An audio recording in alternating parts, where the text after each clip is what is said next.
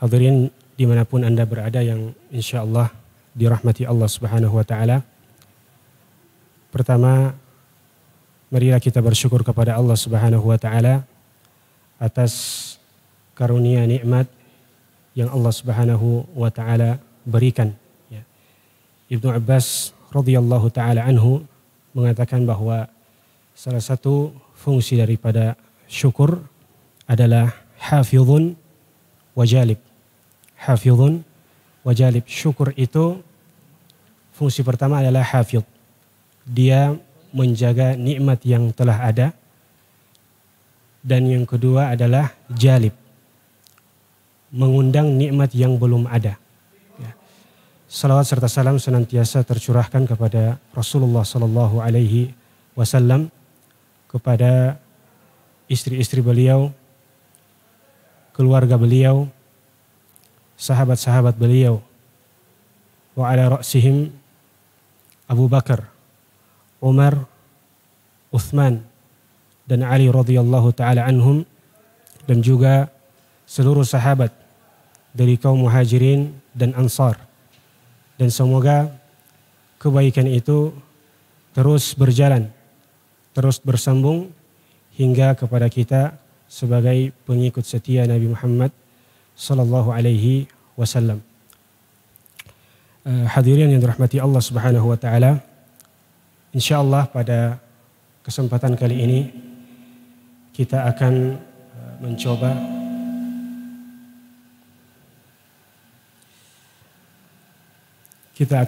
mengangkat sebuah tema, atau lebih kepada membedah sebuah risalah atau wasiat yang ditulis oleh salah satu ulama besar kontemporer, yaitu Syekh Muhammad Ibn Salih Al-Utsaimin rahimahullahu ta'ala, yang baru wafat sekitar 19 tahun yang lalu.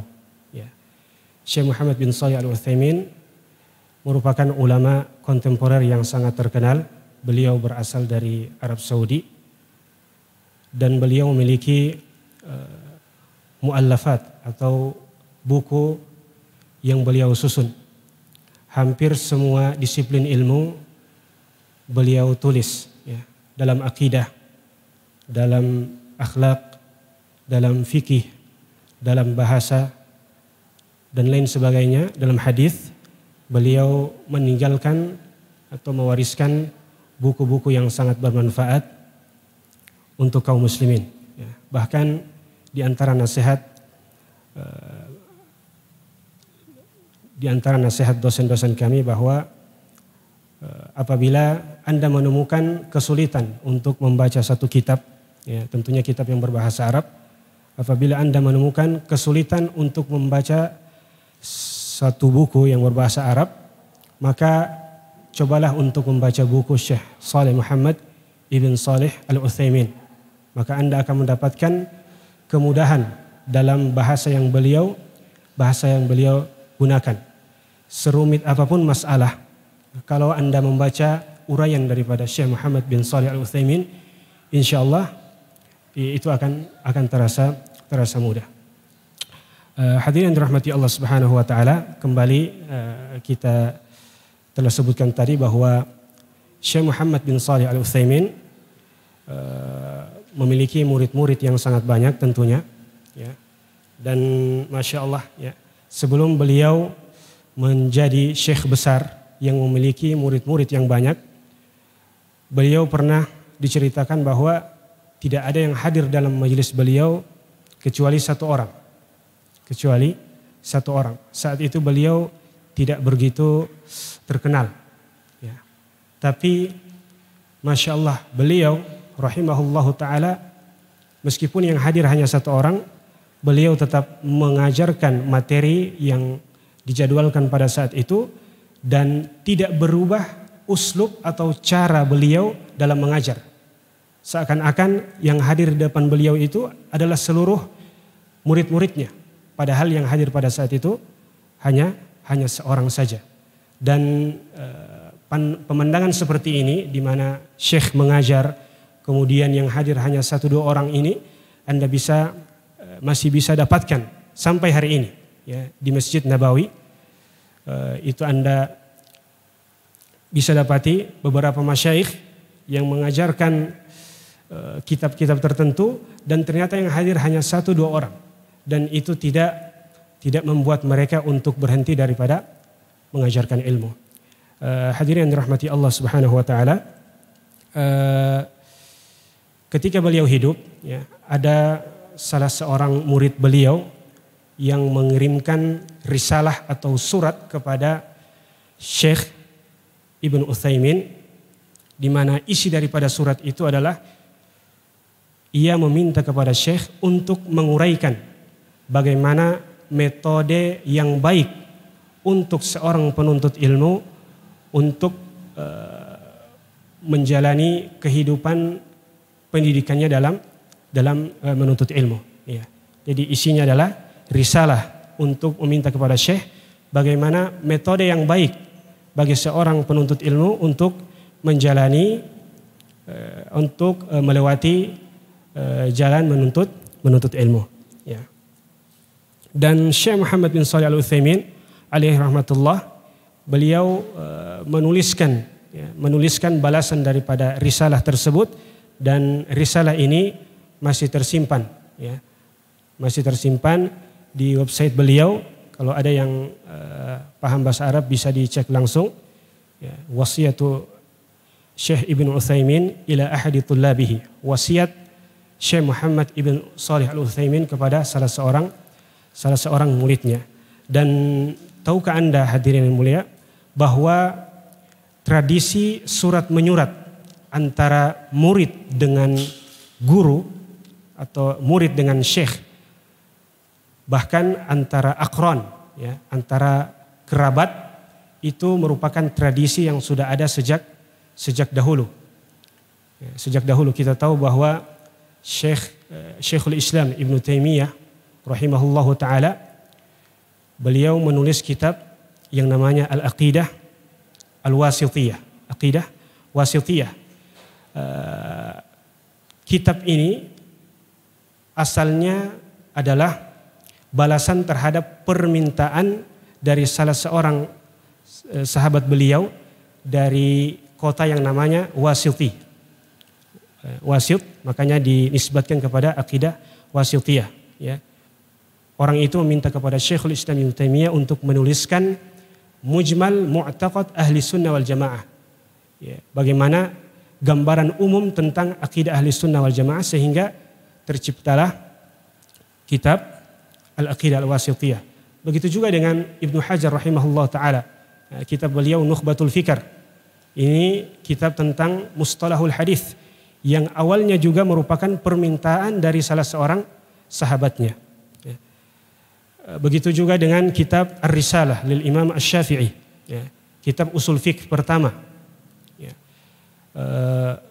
Kitab ini juga asalnya adalah permintaan dari salah seorang sahabatnya, kalau kami tidak keliru namanya Abdurrahman ibn Mahdi, di mana beliau melihat adanya perpecahan atau perselisihan antara ahlu hadis dan ahlu fikih, dan ia sangat mengharapkan ada seorang ulama yang bisa menuliskan satu kitab yang bisa menemukan titik tengah, titik temu antara perselisihan antara ahlu hadis dan ahlu fikih. Maka ditulislah kitab Ushulul Fiqh yang disebut dengan Ar-Risalah. Taib, kita langsung saja ya. Di sini sudah ada risalah dari Syekh Muhammad bin Shalih Al-Utsaimin kepada muridnya. Kita baca. Beliau mengatakan, Assalamualaikum warahmatullahi wabarakatuh. Beliau mulai dengan salam. Wa ba'du faqad sa'altani barakallahu fik an ad'a laka manhajan tasiru alaihi fi hayatik. Beliau mengatakan bahwa telah sampai kepadaku risalah darimu, di mana engkau meminta kepadaku untuk menuliskan, menguraikan metode yang baik untuk ditempuh seorang penuntut ilmu untuk menjalani jalan menuntut ilmu. Wa inni la as'alullaha ta'ala an yuwaffiqana jami'an lima fihi al-huda war-rasyad was-shawab was-sadad. Dan aku meminta kepada Allah Subhanahu wa taala untuk memberikan kepada kita taufik, petunjuk, lima fihi al-huda war-rasyad. Allah Subhanahu wa taala memberikan arahan kepada kita berupa petunjuk, war-rasyad was-shawab, dan kebenaran, wa an yaj'alana hudatan muhtadin. Sebagaimana aku meminta kepada Allah Subhanahu wa taala untuk menjadikan kita hudah, orang yang diberikan petunjuk, muhtadin, dan menjadi sebab orang-orang mendapatkan hidayah, salihina muslihin, dan menjadikan kita orang-orang yang saleh, wa muslihin, dan orang-orang yang muslih. Tentu beda antara saleh dan muslih. Saleh itu orang yang saleh tapi hanya untuk dirinya. Dia salat, dia berpuasa, dia baca Quran dan seterusnya. Tapi kebaikan itu hanya terbatas untuk dirinya sendiri. Dan ternyata kesolehan untuk diri sendiri ini tidak cukup untuk menyelamatkan kita di sisi Allah Subhanahu wa taala. Makanya beliau mengatakan wa muslihin, di samping baik untuk dirinya sendiri juga baik untuk orang lain, di mana kebaikan itu juga bisa dirasakan untuk orang lain, ya. Bahkan di dalam hadis Nabi sallallahu alaihi wasallam, di hadis qudsi, kita tahu bahasanya Allah Subhanahu wa taala memerintahkan malaikat untuk menghancurkan suatu kaum. Ya. Maka malaikat itu pun pergi menuju tempat yang Allah Subhanahu wa taala perintahkan untuk binasakan. Ternyata ketika sampai di tempat itu, malaikat menemukan bahwasanya ada orang soleh di situ. Dia rajin ibadah, salat, puasa, baca Quran, zikir dan sebagainya. Maka ketika melihat itu, malaikat ini kembali kepada Allah Subhanahu wa taala dan mengatakan, "Wahai Allah, ya Allah, aku tidak tega untuk membinasakan kampung tersebut, sedangkan di dalamnya ada orang yang abid, ahli ibadah. Bagaimana mungkin aku mengadabnya sementara dia ahli ibadah?" Ternyata jawaban Allah Subhanahu wa taala sangat mengagetkan kita. Allah Subhanahu wa taala mengatakan, "Bihi fabda." Mulailah adab itu dari orang tersebut. Kenapa? Karena kesolehannya itu hanya untuk dirinya sendiri. Kemungkaran yang terjadi di sekitarnya, dia tidak rasa risau, tidak ada kerisihan dalam hatinya. Oleh karena tidak ada risauan dalam hatinya melihat kemungkaran di sekitarnya, kemudian dia hanya enak-enak saja dengan ibadah yang dia lakukan, maka itulah yang menjadi sebab kebinasaannya. Bahkan Allah perintahkan untuk membinasakan dia terlebih dahulu sebelum orang-orang lain. Maka beliau menambahkan dalam risalah ini dengan mengatakan muslihin, dan juga orang-orang yang memperbaiki sekitarnya. Fa'aqul. Kemudian beliau mulai masuk ke inti daripada risalah ini. Beliau mengatakan, adapun risalah yang pertama, ma'allahi azza wa jal. Ya. Allah Subhanahu wa taala berusaha untuk merasakan atau melibatkan Allah Subhanahu wa taala dalam setiap waktu. Ma'allahi azza wa jal, melibatkan Allah Subhanahu wa taala dalam setiap waktu. Bagaimana cara kita melibatkan Allah Subhanahu wa taala dalam setiap waktu kita, dalam setiap gerak-gerik kita? Beliau mengatakan, ihris ala an takuna daiman ma'allahi azza wa jal. Berusahalah, berupayalah untuk senantiasa bersama Allah Subhanahu wa taala. Ya. Tentunya bersama Allah Subhanahu wa taala ini bukan berarti Allah bersama kita. Subhanahu wa taala an dzalik. Allah Subhanahu wa taala terbebas, tersucikan dari hal-hal yang bersifat makhluk, tapi maksudnya di sini adalah membersamai Allah Subhanahu wa taala dengan mustahdiran azamatihi, menghadirkan keagungan Allah Subhanahu wa taala dalam setiap waktu. Ya. Mutafakkiran fi ayatihil kauniyah mithlu khalqis samawati wal ard. Bagaimana caranya kita menghadirkan keagungan kita kepada Allah Subhanahu wa taala? Dengan bertafakkur. Bertafakkur pada ayat-ayat Allah Subhanahu wa taala. Baik itu ayat kauniyah maupun ayat syari'iyah. Ayat kauniyah itu seperti penciptaan langit dan bumi. Inna fi khalqis samawati wal ardi wa ikhtilafil laili wan nahar la ayatin li ulil albab. Inna fi khalqis samawati wal ard. Sesungguhnya dalam penciptaan langit dan bumi, wa ikhtilafil laili wan nahar, dan perbedaan antara siang dan malam, la ayatin li ulil albab. Itu bagi orang-orang mukmin, bagi orang-orang yang berakal, bukan hanya dipandang sebagai fenomena biasa, tapi itu sudah menjadi hal yang cukup untuk membuat seorang mukmin bertambah keagungan dia kepada Allah Subhanahu wa taala. Ya. Bahkan kita tahu bersama bahwasanya ada sebuah kisah dari Abdullah ibn Mubarak rahimahullahu taala. Ini kita ambil kisah, ambil pelajaran di mana seorang mukmin itu dia bisa mengambil pelajaran dalam setiap keadaan. Ya. Ibnu Mubarak pada saat itu duduk bersama temannya dan mereka ditemani dengan lampu. Ya. Tentu lampu pada saat itu bukan lampu seperti sekarang, ya, tapi lampu botol kalau bahasa kita. Ya, lampu botol. Kebetulan jemaah sekalian, lampu itu mati. Lampu itu apa? Lampu itu mati. Ya. Akhirnya salah seorang dari mereka mencari korek untuk menghidupkan kembali api tersebut atau lampu tersebut. Nah, ajibnya jemaah sekalian, ketika api itu atau lampu itu kembali dinyalakan, mereka menemukan bahwasanya Abdullah ibnu Mubarak, ya, jenggotnya itu sudah basah. Jenggotnya itu apa? Basah. Ketika ditanyakan kepadanya, apa yang terjadi, apa gerangan yang terjadi padamu wahai Abdullah ibnu Mubarak? Mati lampu tapi engkau menangis.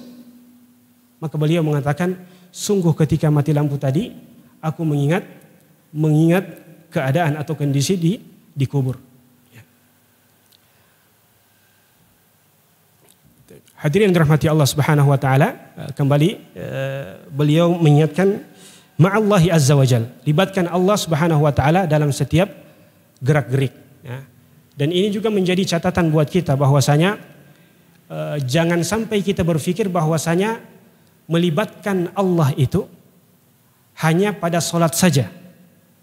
Melibatkan Allah itu hanya pada puasa saja. Selesai solat keluar dari masjid, hilang Allah daripada hati kita. Ini tidak benar. Makanya ini nasihat yang beliau katakan. Bukankah Allah Subhanahu wa taala mengatakan, "Qul inna salati wa nusuki wa mahyaya wa mamati lillahi rabbil alamin."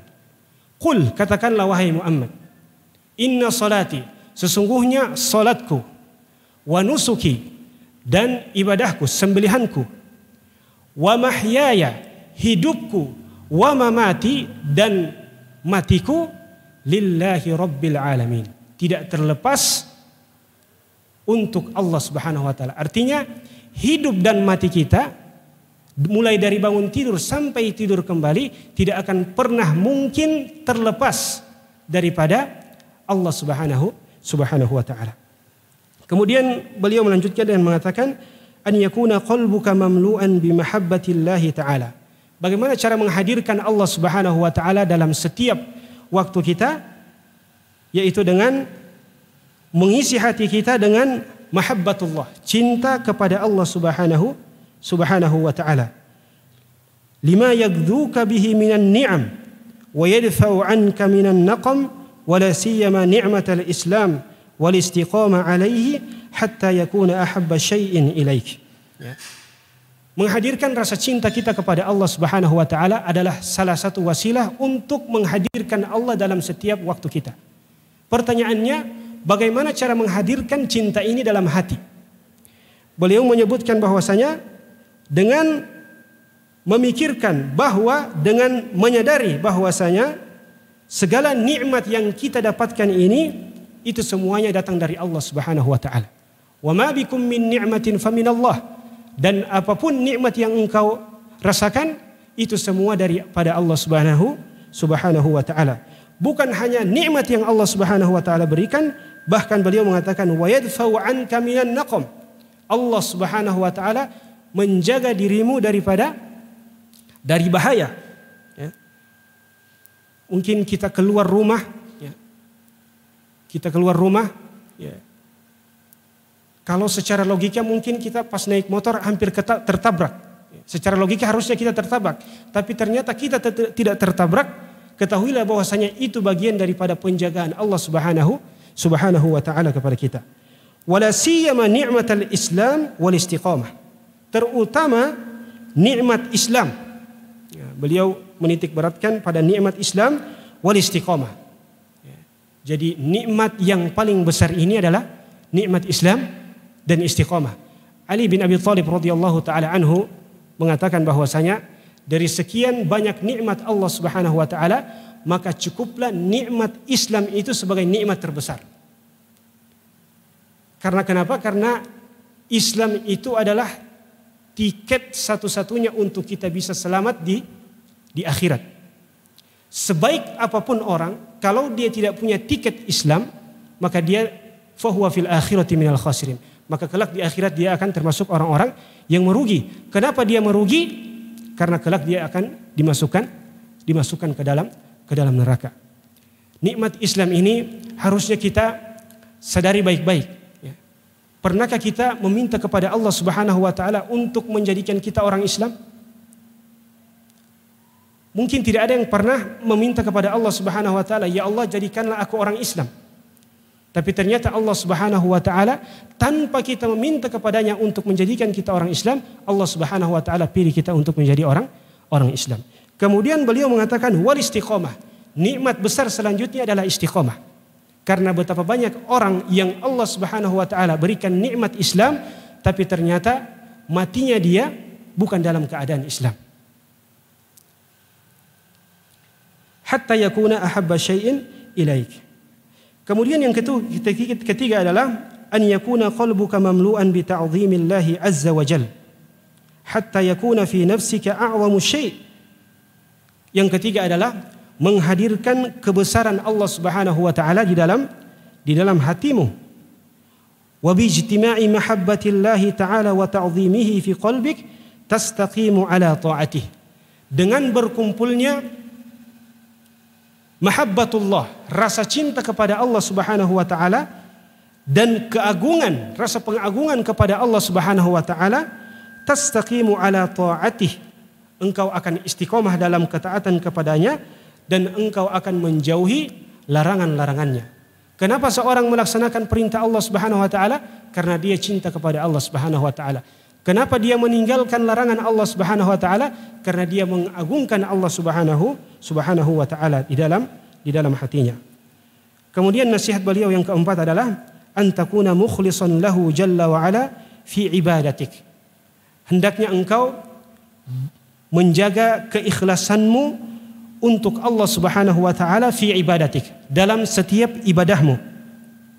Mutawakkilan alaihi fi jami'i ahwalik, dan senantiasa bertawakal kepada Allah Subhanahu wa taala fi jami'i ahwalik, dalam setiap keadaan.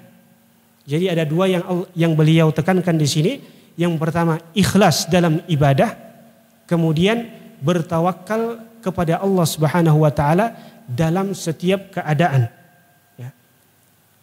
Karena kehidupan di dunia ini dinamis, tidak tetap. Kadang kita di atas, kadang juga di bawah. Kadang ada senyum, kadang ada juga duka.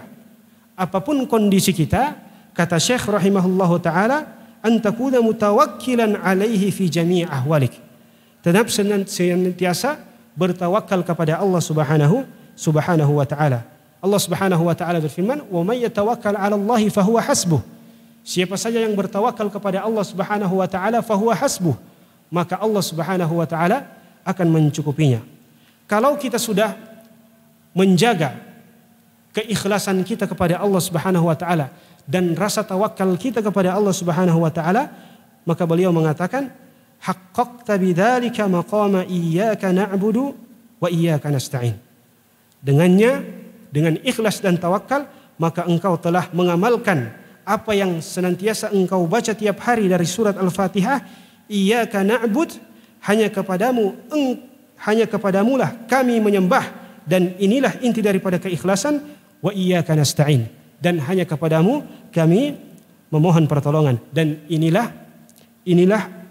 inti daripada tawakal kepada Allah Subhanahu wa taala. Ya. Dan berbicara tentang tawakal ya ikhwah, kita lanjut dulu. Kemudian beliau mengatakan, wa tastahdhir biqalbika annaka innama taqumu bima amara imtithalan li amri. Ya. Dan engkau hadirkan di dalam hatimu setiap melaksanakan satu ibadah, innama taqumu bima amara imtithalan li amri. Engkau lakukan amal saleh semata-mata karena Allah Subhanahu wa taala yang perintahkan. Wa tatruku ma naha anhu imtithalan li nahyihi. Engkau tinggalkan larangan-larangan Allah Subhanahu wa taala imtithalan li nahyi. Semata-mata karena Allah Subhanahu wa taala yang melarang. Fa innaka bidzalika tajidu lil ibadati ta'man. Kalau kita sudah melaksanakan ketaatan kepada Allah Subhanahu wa taala karena Allah, meninggalkan larangannya karena Allah Subhanahu wa taala, maka pada saat itu juga tajidu lil ibadati ta'man. Engkau akan merasakan kenikmatan dalam ibadah. Ya. La tudrikuhu ma'al ghaflah. Di mana kenikmatan ibadah itu tidak akan pernah dirasakan oleh orang-orang yang lalai dalam beribadah. La tudrikuhu ma'al ghaflah wa tajidu fil umuri 'aunan minhu la yahsul laka ma'al i'timadi 'ala nafsik. Dan kapan engkau bertawakal kepada Allah Subhanahu wa taala, tajidu fil umuri 'aunan, engkau akan senantiasa mendapatkan pertolongan dari Allah Subhanahu wa taala fi kulli syai', dalam setiap hal. La yahsulu laka ma'al i'timadi 'ala nafsik. Pertolongan yang tidak akan engkau dapatkan ketika engkau hanya bersandarkan pada dirimu semata. Makanya di antara doa Nabi sallallahu alaihi wasallam adalah, ya hayyu ya qayyum bi rahmatika astaghits aslih li sya'ni kullah wa la takilni ila nafsi tarfata ain. Nabi sallallahu alaihi wasallam pernah berdoa, ya hayyu ya qayyum, wahai zat yang maha hidup, qayyum, yang maha mengatur segalanya, aslih li sya'ni kullah, perbaiki segala urusanku seluruhnya, baik itu urusan yang kecil maupun urusan yang besar. Wala takilni ila nafsi tarfata ain, dan jangan biarkan aku bersandar kepada kemampuan diriku walaupun sebentar saja. Ya. Dan Aisyah radhiyallahu taala anha, ya, dalam sebuah hadis mengatakan, is'alullaha fi kulli syai', mintalah kepada Allah Subhanahu wa taala kulla syai', segala sesuatu mintalah kepada Allah Subhanahu wa taala. Hatta syasi', hatta dalam masalah tali sendal. Dalam perkara tali sendal saja, kata Aisyah radhiyallahu taala anha, is'alullah, mintalah kepada Allah Subhanahu wa taala. Fa innahu illam yatayassar lam yuyassirhu Allah. Karena sesungguhnya meskipun hajatmu kepada tali sandal saja, tapi kalau Allah Subhanahu wa taala tidak memberikan kemudahan, lam yatayassar, maka engkau tidak akan mendapatkan kemudahan. Bahkan kana salaf rahimahullahu taala yas'alullah subhanahu wa taala fi milh. Para salaf terdahulu, sahabat-sahabat radhiyallahu taala anhu, mereka meminta kepada Allah Subhanahu wa taala sampai garam. Garam pun mereka masih minta kepada Allah Subhanahu wa taala. Kemudian nasihat yang kedua adalah ma'a Rasulillah sallallahu alaihi wasallam. Setelah beliau menyebutkan tentang untuk senantiasa membersamai atau untuk senantiasa menghadirkan Allah Subhanahu wa taala dalam setiap waktu, Kemudian beliau menasihati yang kedua adalah ma'a Rasulillah. Nasihat yang kedua adalah berkaitan dengan Rasulullah sallallahu alaihi wasallam. Apa nasihat pertama yang berkaitan dengan Rasulullah SAW? Beliau mengatakan an tuqaddima mahabbatahu ala mahabbati kulli makhluk. Mengedepankan cintamu kepada Rasulullah sallallahu alaihi wasallam atas cinta kepada selain Rasulullah sallallahu alaihi wasallam. Dan konsekuensi cinta kita kepada Rasulullah sallallahu alaihi wasallam adalah dengan mencintai sunnah dan petunjuk beliau dan mengedepankan sunnah dan petunjuk beliau di atas petunjuk-petunjuk yang lain. Allah Subhanahu wa taala berfirman, "Qul in kuntum tuhibbunallah fattabi'uni yuhibbukumullah." Katakanlah wahai Muhammad, in kuntum tuhibbunallah, jika kalian mengaku cinta kepada Allah Subhanahu wa taala, fattabi'uni, maka ikutilah aku, kata Rasulullah SAW. Maka tidak ada jalan lain untuk meraih cinta Allah Subhanahu wa taala kecuali dengan mengikuti Rasulullah sallallahu alaihi wasallam. Kemudian beliau melanjutkan mengatakan antattakhidahu imaman laka, menjadikan Rasulullah sallallahu alaihi wasallam itu sebagai imam, pemimpinmu,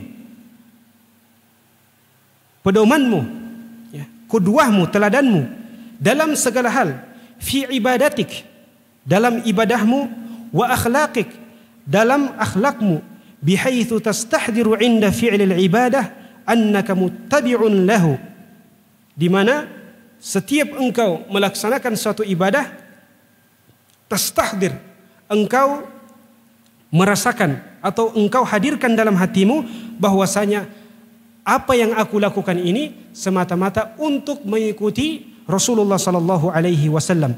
Wa ka'annahu amamak tatarassamu khutah, seakan-akan Rasulullah sallallahu alaihi wasallam hadir di depanmu. Tatarassamu khutah, engkau mengikuti setiap langkah beliau, wa tanhaju nahjah, dan mengikuti setiap petunjuk beliau. Wa kadzalika fi mukhalaqatin nas, begitu pula dalam masalah berinteraksi dengan manusia pun engkau mengikuti Rasulullah sallallahu alaihi wasallam, ya. Dan ini hal yang sangat penting. Jangan sampai kita mengikuti Rasulullah sallallahu alaihi wasallam dalam akidah beliau, ya, juga dalam ibadah beliau, tapi ternyata dalam masalah interaksi dengan manusia, akhlak dengan sesama manusia, kita jauh daripada akhlak Nabi sallallahu alaihi wasallam, ya. Makanya Syekhul Islam Ibnu Taimiyah rahimahullahu taala mengatakan ahlu sunnati wal jamaah, ahlu sunnah wal jamaah a'rafun nas atau a'lamun nasi bil haq. Ahlu sunnah wal jamaah adalah orang yang paling paham dengan kebenaran. Wa arhamahum bil khalq, dan orang yang paling sayang kepada sesama manusia. Maka dari statement yang beliau utarakan ini, kesalahan akidah yang kita dapati dalam masyarakat itu bukan menjadi alasan, bukan menjadi legitimasi untuk kita bersu'ul khuluq, berakhlak yang buruk kepada masyarakat dan kepada sesama manusia. Bahkan semakin terjerumus masyarakat ke dalam penyimpangan dalam agama, seharusnya seorang dai semakin sayang kepada masyarakat tersebut, kepada orang tersebut. Karena hakikatnya penyimpangan itu seperti orang sakit. Orang yang sakit, semakin dia sakit, itu dokter semakin sayang, semakin perhatian. Kalau yang datang itu cuman sakit panas atau batuk, mungkin dokter tidak terlalu perhatikan. Dikasih resep biasa, selesai. Tapi kalau orang semakin sakit, semakin parah penyakitnya, maka semakin besar perhatian dokter kepada pasien tersebut. Pun demikian dengan dai. Seorang dai harusnya ketika melihat, menyaksikan penyimpangan yang ada dalam masyarakat, harusnya bukan dia tambah frontal kepada orang tersebut, harusnya dia semakin sayang kepada orang tersebut dan semakin hikmah dalam meluruskan. Kenapa demikian? Karena Rasulullah sallallahu alaihi wasallam pun demikian. Allah Subhanahu wa taala mensifati Rasulullah SAW dengan mengatakan, wa innaka la'ala khuluqin azim. Dan sungguh engkau Muhammad berada dalam khuluqin azim, di atas akhlak yang sangat mulia. Wa mal taltazamta bihada fasatakunu harisan ghayatal hirs 'ala al-'ilmi bi syari'atihi wa akhlaqihi. Kapan engkau berusaha untuk senantiasa mengikuti Rasulullah sallallahu alaihi wasallam dalam akidah beliau, dalam ibadah beliau, bahkan dalam akhlak beliau, maka engkau akan mendapatkan semangat dalam menuntut ilmu. Kemudian yang ketiga adalah antakuna da'iyan li sunnatihi. Tidak cukup engkau mengikuti sunnah Rasulullah sallallahu alaihi wasallam, engkau harus sempurnakan ia dengan antakuna da'iyan. Engkau menjadi dai untuk sunnah ini. Engkau ajak orang-orang untuk mengikuti sunnah ini. Engkau perkenalkan sunnah Rasulullah sallallahu alaihi wasallam. La an yahdiyallahu bika rajulan wahidan khairul laka min humrin na'am. Sungguh kata Nabi sallallahu alaihi wasallam, satu orang mendapatkan hidayah karena sebabmu, di tanganmu dia mendapatkan hidayah. Kata Nabi SAW, khairun laka, lebih baik bagimu daripada unta merah. Kenapa unta merah? Karena unta merah itu bagi orang Arab, terutama orang-orang dahulu, unta merah itu adalah anfasu amwalil Arab. Harta yang paling berharga bagi orang-orang terdahulu. Ya. Sudah azan? Belum? Ya? Belum? Kalau sudah azan kasih tangan. Kemudian beliau melanjutkan, nasiran laha, tidak sekedar mengajak orang untuk mengikuti sunnah Nabi sallallahu alaihi wasallam, tapi juga nasiran laha, menjadi penolong untuk sunnah beliau, mudafi'an anha, membela sunnah Nabi Muhammad sallallahu alaihi wasallam. Dan ini sebagai isyarat bahwasanya sunnah Nabi sallallahu alaihi wasallam itu akan ada orang-orang yang mencela. Ketika sunnah Nabi sallallahu alaihi wasallam dicela, maka sebagai seorang dai tidak boleh diam. Ketika ada sunnah Nabi Muhammad sallallahu alaihi wasallam yang dicela, dijelek-jelekan oleh orang, maka tugas seorang dai adalah mudafi'an anha, dia membela sunnah Rasulullah sallallahu alaihi wasallam. Fa inna Allah Ta'ala sayansuruka biqadri nasrika li syari'atih. Karena sesungguhnya Allah Subhanahu wa taala akan menolongmu biqadri nasrika li syari'atih. Sesuai dengan tenagamu untuk menolong agama Allah Subhanahu wa taala. Semakin besar kontribusimu untuk menolong agama Allah Subhanahu wa taala, maka semakin besar pula pertolongan yang Allah Subhanahu wa taala berikan. Kemudian beliau melanjutkan dengan mengatakan, amalukal yaumi ghairul mafruḍat. Ya. Nasihat yang ketiga adalah jangan sampai sebagai penuntut ilmu jangan mencukupkan diri dengan amalan-amalan yang wajib saja. Jangan mencukupkan diri dengan amalan-amalan yang wajib saja. Ya. Harus ada ibadah plus, amalan plus. Untuk apa kita belajar dari pagi sampai malam? Untuk apa kita mentadabburi, meneliti hadis-hadis Nabi Shallallahu Alaihi Wasallam? Tapi ternyata ibadah yang kita lakukan hanya ibadah-ibadah yang wajib saja. Yang ibadah wajib itu merupakan ibadah yang dilakukan oleh orang-orang awam, orang-orang kebanyakan. Ya. Maka seorang penuntut ilmu harusnya menjadi orang yang terdepan dalam melaksanakan amalan-amalan sunnah. Amalan-amalan sunnah apa saja yang bisa kita kerjakan? Beliau mengatakan, idza qumta minal laili fadhkurillah ta'ala. Kalau bangun tidur, maka berzikirlah kepada Allah Subhanahu wa taala. Zikir apa itu? Ya. Dalam Sahih Bukhari, Nabi sallallahu alaihi wasallam bersabda, "Man ta'arra minal lail." Barang siapa yang bangun dari malam hari, fayaqul, kemudian dia berzikir dan mengatakan, la ilaha illallah, wahdahu la syarikalah, lahul mulku, wa lahul hamdu, wa huwa ala kulli syai'in qadir, subhanallah, walhamdulillah, wa la ilaha illallah, wallahu akbar, wa la hawla, wa la quwwata illa billah. Kata Nabi SAW, thumma yaqul, kemudian setelah dia berzikir dengan zikir tersebut, kemudian dia berkata, Allahumma gfirli, ya Allah ampunilah aku, au yad'u, atau berdoa dengan doa apa saja, fayustajabu lahu, maka saat itu Allah Subhanahu wa taala langsung, atau Allah Subhanahu wa taala kabulkan doanya. Ya, jadi ini salah satu zikir yang banyak orang tidak tahu. Banyak orang tidak tahu ketika bangun tidur. Kemudian kata Nabi SAW, fa in shalla, dan kalau dia mau salat setelah berzikir dan berdoa, qubilat salatuhu, maka salatnya diterima. Kemudian beliau mengatakan, sunnah yang kedua yang bisa kita lakukan adalah sholli ma kutiba laka fi akhiril lail.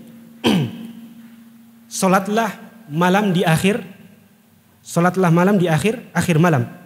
Wakhtim salataka bil witr, dan tutuplah salat malam tersebut dengan salat witir. Seorang penuntut ilmu, aib yang sangat besar apabila dia tidak punya bagian daripada salat malam. Ya.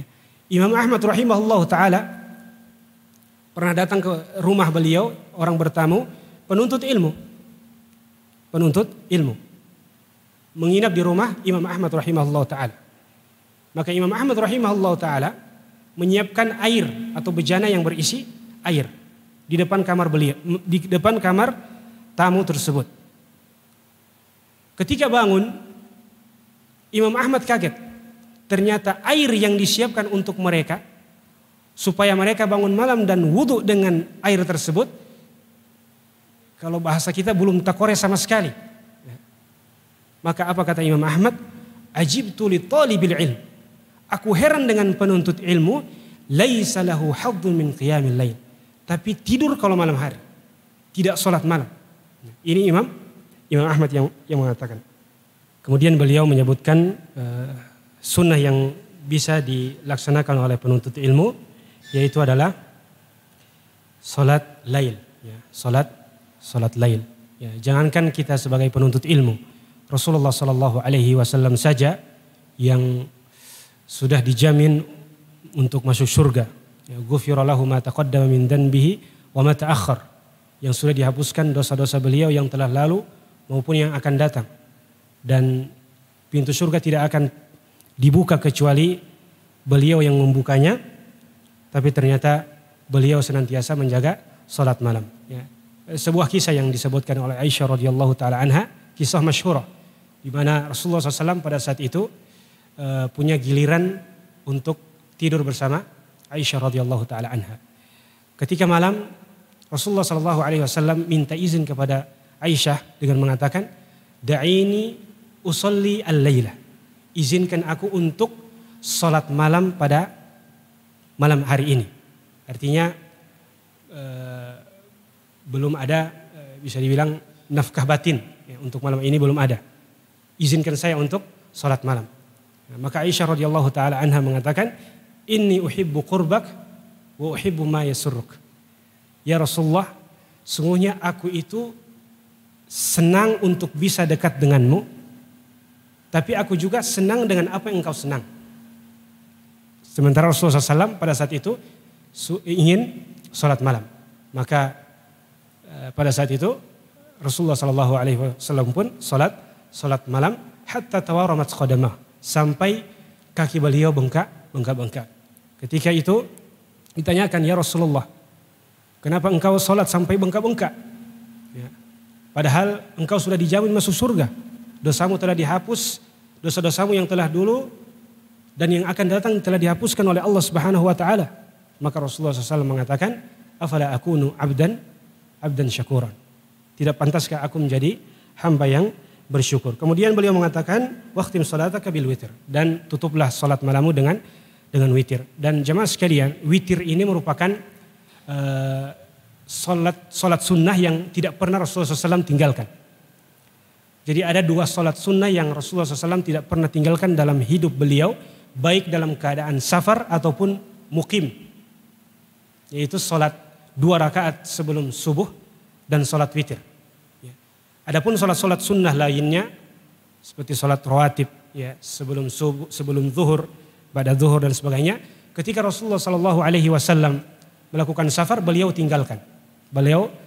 Bahkan sebagian ulama mengatakan tidak pantas seorang yang sedang dalam keadaan safar kemudian dia salat qobliyah dan ba'diyah.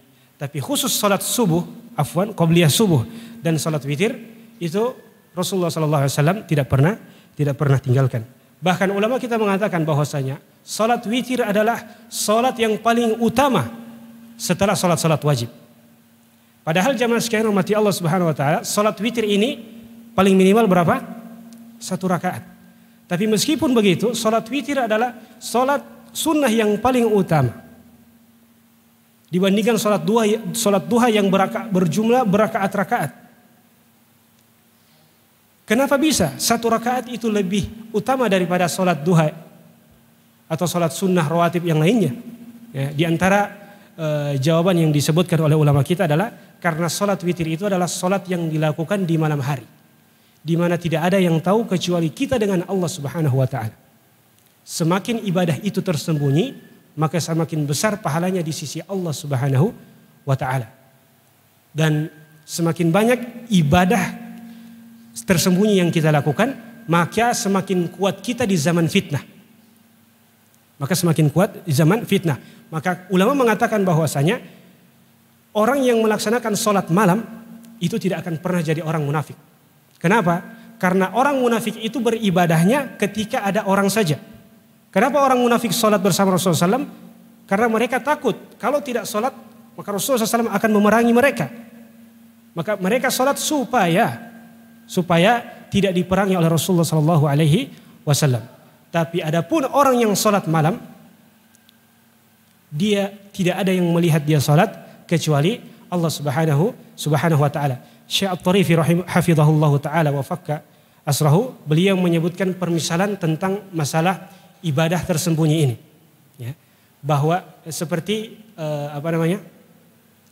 kayu itu bisa tegak di atas bumi itu bukan karena besar kecilnya. Tapi semakin dalam dia tertancap, maka semakin dia kokoh. Bukan karena besar kecilnya. Kita punya pohon pinang yang diameternya besar, tapi kalau cuma tertancap di tanah itu cuma berapa senti, tidak tunggu berapa menit, bahkan detik, itu akan jatuh. Padahal diameternya sangat besar. Beda dengan sapu lidi yang diameternya sangat kecil. Tapi kalau kita tancapkan dia, semakin dalam, semakin kuat. Semakin dalam bagian yang tersembunyi, maka semakin kuat. Pun demikian dengan seorang hamba. Semakin banyak ibadah dia yang tersembunyi, maka semakin kuat pula dia menghadapi fitnah. Sampai kapan? Tahina?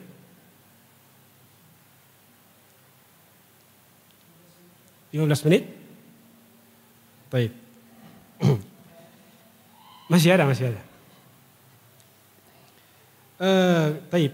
Kemudian beliau mengatakan hafidh ala ma tayassara laka min adhkaris sabah. Ya, seorang penuntut ilmu hendaknya dia senantiasa menjaga zikir pagi dan petang. Zikir pagi dan petang. Zikir ini memiliki faidah yang sangat besar. Syekhul Islam Ibnu Taimiyah rahimahullah taala mengatakan bahwasanya kebutuhan seseorang kepada zikir itu sebagaimana kebutuhan ikan terhadap air. Ikan tanpa air itu akan mati. Pun demikian dengan seorang hamba. Hamba tanpa zikir dia akan mati meskipun dia hidup. Dan yang mati itu hakikatnya adalah ruhnya.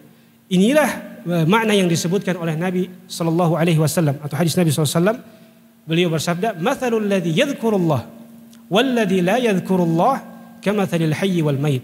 Permisalan antara orang yang berzikir dengan tidak berzikir itu seperti orang yang hidup dan mati. Syekh bin Baz rahimahullah ta'ala, kalau kita perhatikan, beliau adalah salah satu contoh masyayikh yang senantiasa menjaga zikir. Kalau antum ada waktu buka YouTube, antum lihat Syekh bin Baz rahimahullah ta'ala ketika tanya jawab, beliau itu tidak diam. Beliau tidak diam. Kalau antum lihat mulut beliau itu senantiasa berzikir. Coba bayangkan ketika mendengarkan soal saja, pertanyaan dari hadirin, beliau menyempatkan untuk berzikir. Bagaimana dengan waktu-waktu luang beliau? Pasti terisi. Syekhul Islam Ibnu Taimiyah rahimahullah ta'ala pun adalah salah satu contoh dalam masalah zikir ini. Beliau setelah sholat subuh duduk di masjid sampai mau zuhur. Sampai mau zuhur. Ketika ditanyakan, "Wahai Syekhul Islam, kenapa engkau berdiam lama di masjid sampai mau zuhur?" Kata beliau, "Hadza ghidai, ini makananku. Ini makananku." Bahkan disebutkan bahwasanya Syekhul Islam Ibnu Taimiyah rahimahullahu taala ketika membaca, ketika melewati suatu masalah ilmiah dan pikirannya buntu, beliau langsung berzikir kepada Allah Subhanahu wa taala. Beliau langsung berzikir kepada Allah Subhanahu wa taala, berzikir bahkan salat. Selesai itu, apa yang beliau katakan? Beliau mendapatkan fawaid. Tiba-tiba saja beliau mendapatkan fawaid dari yang beliau tidak sangka datang dari mana arahnya.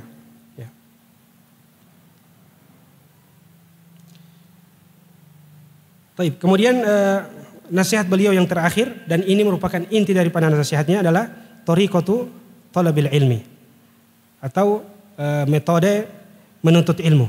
Nah, ini kita percepat. Yang pertama adalah ihris ala hifdzi kitabillah. Mulailah dari menghafal Al-Qur'an. Ya. Mulailah menghafal Al-Qur'an. Sungguh aib yang sangat besar, ya. Kita memulai menghafal matan-matan ilmu, ya. Sedangkan kita tidak memulai dari kitab Allah. Ya. Di antara syiar para salaf adalah Al-Qur'anu awwalan, Quran dahulu. Bahkan sebagian ulama terdahulu tidak menerima orang untuk menjadi muridnya, tidak menerima orang untuk hadir dalam kajiannya sampai dia benar-benar hafal 30 juz. Ya, ini orang-orang terdahulu. Ya. Sehingganya ketika mereka mengawali jalan ilmu mereka dengan menghafal kitab Allah, menghafal Al-Quran, maka ilmu mereka menjadi berkah. Kemudian beliau mengatakan, di samping kita menghafal Al-Quran, hendaknya kita memiliki wirid yaumi, ya, hizb yaumi, bagian waktu untuk meluangkan membaca Al-Quran sebagai tilawah, dan juga mengambil waktu, meluangkan waktu untuk mentadaburi Al-Quran. Jadi ada hafalan, kemudian tilawah biasa, dan juga mentadaburi Al-Quran. Ketika mentadaburi Al-Quran, kemudian kita mendapatkan faidah-faidah menarik, kata beliau, qayyidha, tulis. Maka tulis faidah tersebut. Kenapa? Karena kalau tidak ditulis, faidah itu akan hilang.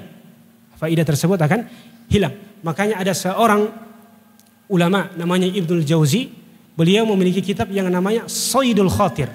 Sayd itu artinya apa bahasa Indonesianya? Buruan. Sayd itu artinya buruan, ya, batangkap. Al-Khatir itu adalah ide-ide yang terpintas di pikirannya. Saydul Khatir adalah buku di mana Ibnul Jauzi menuliskan dalam bukunya setiap faidah-faidah yang lewat pada pikirannya, ya. Imam Syafi'i rahimahullah ta'ala mengatakan, Al-ilmu saydun, ilmu itu adalah buruan. Wal kitabatu qayduhu, dan menulis itu adalah talinya, tali daripada buruan itu. Qayyid kitabaka bil hibalil wathiqah, maka ikatlah buruanmu itu dengan tali yang kuat. Karena sungguh merupakan kebodohan ketika orang selesai menangkap rusa buruannya, setelah dia susah-susah tangkap, kemudian dia biarkan begitu saja tanpa tali yang terikat. Ya. Maka tentunya buruan itu akan pergi dan kabur. Kemudian beliau mengatakan ihris ala hifdzi ma tayassara min sahih sunnah. Kemudian setelah menghafal Al-Quran, hafallah juga sunnah-sunnah Nabi Sallallahu Alaihi Wasallam, ya, hadis-hadis Nabi Sallallahu Alaihi Wasallam. Dan menghafal hadis Nabi Muhammad Sallallahu Alaihi Wasallam ini memiliki keutamaan yang sangat besar. Kata Nabi Sallallahu Alaihi Wasallam, "Nadarallahu ra'an sami'a maqalati fawa'aha wa hafidhaha fa'addaha kama sami'." Allah Subhanahu wa taala akan membuat wajah seorang berseri-seri. Kapan? Ketika dia mendengar hadis Nabi Muhammad sallallahu alaihi wasallam. Dia dengar, kemudian dia hafal, kemudian dia fahami, kemudian dia sampaikan kepada orang. Kemudian nasihat yang ketiga, ihris ala tarkiz wa thabat bihaitsu la ta'khudhul ilma nutafan, ya. Ketika membaca sebuah buku, maka usahakan fokus dan konsisten, ya. Misalkan dalam buku fikih, ya, dalam fikih, maka pilihlah satu buku. Pilih satu buku, kemudian fokus dan konsisten dengan buku tersebut. Jangan belum selesai satu buku, kemudian dengar orang bilang, iya ada buku bagus, kemudian pindah lagi. Orang lain bilang lagi, ada buku bagus. Sehingga dia habis waktunya untuk pindah-pindah buku. Ya. Kemudian yang keempat, ibda bisigari al-kutub wa ta'ammalha jayyidan. Ya. Mulailah daripada buku-buku yang kecil. Ya. Mulailah daripada buku-buku yang kecil sebelum buku-buku yang besar. Di awal menuntut ilmu, jangan baca Sahih Bukhari. Di awal menuntut ilmu, jangan langsung membaca Sahih Muslim. Mulailah dari buku hadis-hadis yang kecil, seperti Arba'in An-Nawawiyah, Umdatul Ahkam, Riyadhus Shalihin, Bulughul Maram, dan seterusnya.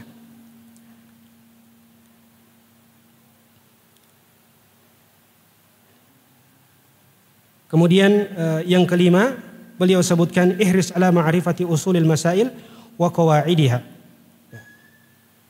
Kemudian yang keenam, nakishil masail ma'a syekhika au ma'a man tasiku bihi ilman wa dinan. Ya. Sebagai seorang penuntut ilmu, biasakan untuk diskusi dengan guru atau syekhnya. Biasakan untuk diskusi. Kalau tidak bisa syekhnya karakternya tidak mau diajak diskusi oleh muridnya, maka diskusilah dengan teman. Diskusilah dengan teman. Kalau tidak ada syekh ataupun tidak ada teman yang bisa diajak diskusi, kata beliau, cobalah untuk berdiskusi dengan diri sendiri. Artinya mengangkat satu tema tertentu, kemudian kita seakan-akan berdialog dengan diri kita sendiri. Seakan-akan ada orang di depan kita, kemudian kita berdiskusi. Ya.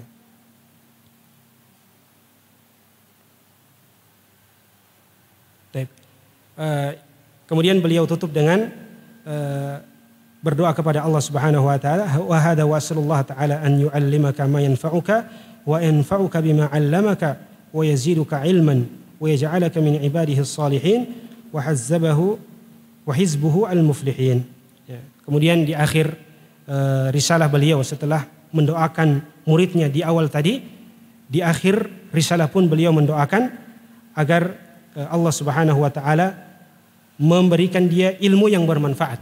Ilmu yang bermanfaat, wa an yanfa'aka bima 'allamak, dan menjadikan dia bermanfaat dengan ilmunya, dengan berdakwah di jalan Allah Subhanahu wa taala, wa yaziduka ilman, dan menambahkan ilmumu, wa yaj'alaka min ibadihi salihin, dan menjadikan dengan ilmu tersebut engkau termasuk orang hamba-hambanya yang saleh, wa hizbuhu al-muflihin, dan kelak akan dibangkitkan oleh Allah Subhanahu wa taala bersama orang-orang bersama al-muflihin, orang-orang yang selamat ketika di akhirat kelak.